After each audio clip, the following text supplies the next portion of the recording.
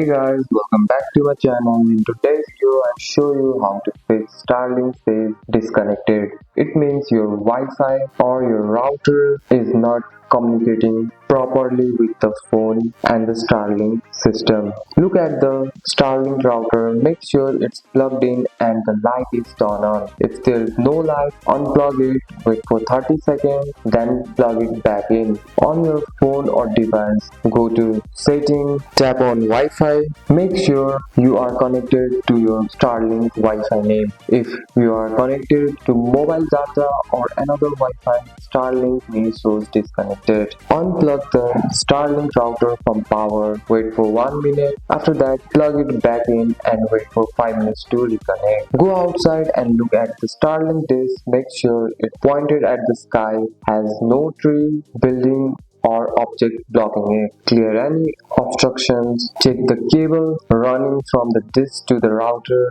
Push it in firmly on both ends. Loose or damaged cables often cause disconnection. Turn off your phone, wait for 10 seconds, then turn it back on. Reconnect to Starlink Wi-Fi, and that's it. That's all for today's video, guys. If you found this video helpful, drop a like and subscribe for more videos. Thanks for watching. See you in next one.